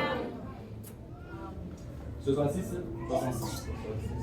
Il est venu sur la terre, Alikuya hapa dunia, lui le créateur de cieux et yeye de la mumbaji terre, wa mbingu na dunia, et il n'avait pas de quoi manger. ashukue na chakula. Satan l'a tenté, Shetani alimjaribu, il a gêné pour nous, anafunga chakula kwa ajili yetu, mais il a reçu une nourriture lakini alipata chakula dont les autres ne savaient rien. ile bengine abakujue. Un jour, Siku moja il a dit, anasema j'ai une nourriture. niko na chakula, On lui a demandé, banamwelezea pourquoi ne viens-tu pas manger? kwa nini haukwe kula? Il a répondu, Akajibu, j'ai une nourriture niko na chakula yangu, dont vous ne savez rien. ile chakula C'est mwijue. vrai. Mbia kweli, Il avait une nourriture alikuwa na chakula dont il ne savait rien. ili abakujue kitu. C'est la parole de Dieu. Ici sur la terre, Hapa pa dunia il n'avait pas d'abri. ashukue nafasi ya kuikala fichamio, D'après ce que l'on dit, kufuatana na vile vile unasema, ni habitation, ashukue na makao, ni de maison, ashukue na nyumba, il ne possédait rien. ashukue na mali yoyote kwa Mais dunia. savez-vous quoi? Lakini mnajua Il est devenu un abri pour chacun de nous. hapa Amen. sasa anakuwa ni fichamio kwa kila mmoja wetu. Amen. Amen. Il est devenu qui? Un abri. Un abri. Fichamio, anakuwa Et fichamio. qu'il est un abri pour toi? Nani fichamio yako? Il faut l'accepter. Wanze kumwichikia. Pour qu'il soit ton abri. Njoo akwe fichamio Il yako. faut l'accepter. Mwichikie. Et le suivre. Na umfuate. 67. 67. Revenez là. Malizie pale sasa. 67, écoutez. Paragrafu 67, mshikie. Un homme appelé de Dieu. Mtu mwenye kuitwa na Mungu, Paragraphe 67. paragrafu 67. Je vais vous dire quelque chose maintenant. Mitamieleza kitu mwa sasa. Un homme qui a déjà goûté à Dieu Mtu mwenye ulashakonja Mungu ne voudra pas ashitapenda kamwe ou ne peut pas étancher sa soif à une citerne faite de mains d'hommes. wala ashiwezi kutosheka na kiu kyake kupitia ile tuku yenye kufanyika na mikono ya watu. Amen. Toi, tu as déjà écouté le message. Wewe uneshagusa kwa hii ujumbe. Ushashikia. Il retourne encore chez les néo. Unarudia tena kwa neo apostolique. Il retourne encore chez les catholiques. Unarudia kwa katoliki. Chez les protestants. Unarudia kwa Il n'a pas protestant. encore compris. Ah oui, Amen. amen. Amen. Si tu as encore déjà, si tu as déjà écouté ces Kama messages, ushagonja kwa hii ujumbe, tu ne peux pas aller encore ailleurs. hauwezi kwenda fashi nyingine. Que mon Dieu vous bénisse. Amen. Que le Seigneur Dieu vous bénisse. Voilà. Avez-vous la joie? Amen. Inclinons nos têtes. Tukunjabishe vichwa vyetu. Moi, j'aimerais voir celui qui a un message, Ninapenda nione ule anashikia hii ujumbe. qui veut suivre le Seigneur. Ule anapenda mfuate Bwana asubuhi ya leo. Il passe devant ici. Apite kumbele huko. Si toi tu as écouté le message, Wewe kama ulishikia ujumbe, tu as dit que ça c'est pour moi. unasema hii ni yangu. Aujourd'hui, Leo moi je vais suivre le Seigneur. niye nitamfuata Bwana Yesu. Quitte là où tu es, Toka pale wiko, passe devant ici. pita kumbele. Il y a quelqu'un du côté frère, Eti uko mtu ngambo ya banduku, côté sœur, ngambo ya badada. qui veut suivre le Seigneur. Nani anapenda mfuate Yesu? Oya Yesu, okomona makambo. Nous allons. Oya Yesu, oya Yesu, okomona makambo. Oya Yesu, oya Yesu, okomona makambo. Okomona makambo, ekoranda yona sima. Okomona makambo, ekoranda yona sima. Oya Yesu, okomona makambo. Oya Yesu, okomona makambo. Okomona makambo, ekoranda yona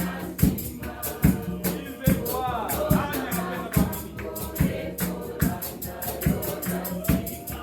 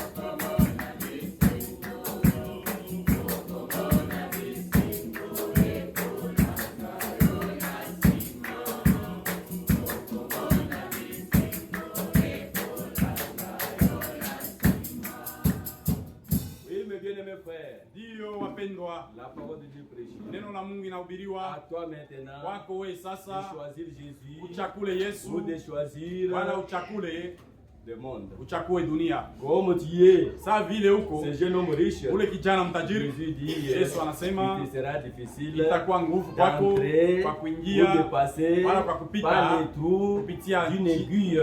tundu ya shindano. Le temps vous est donné, Wakati hiyo hii c'est maintenant. ni hapa Démontrez sasa, que tu aimes le Seigneur juu ya Jésus-Christ. kuonesha kama unapenda Bwana Si tu es Yesu. là, Kama uko hapa, n'ayez pas honte. ushishikie haya, N'ayez pas Jésus ushishikie honte. haya ya Yesu. Venez Kuya dans l'eau de baptême.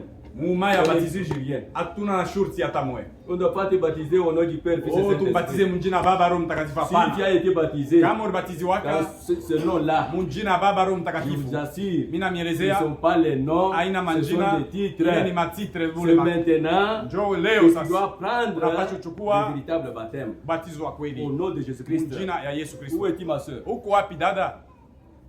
Ne dites pas, moi j'ai été baptisé chez les Usiseme pentecôtistes. mie nilibatizo wako wa Au nom de Pentecoste. Jésus-Christ. Mjina ya Yesu Kristo. Ont-ils le mandat? Eti beko na manda À cet âge, mwi kizazi nous avons tulipata un seul envoyé mmoja tu mtume que Dieu a confirmé ule Mungu avec alihakikisha la colonne de feu. na nguzo la moto.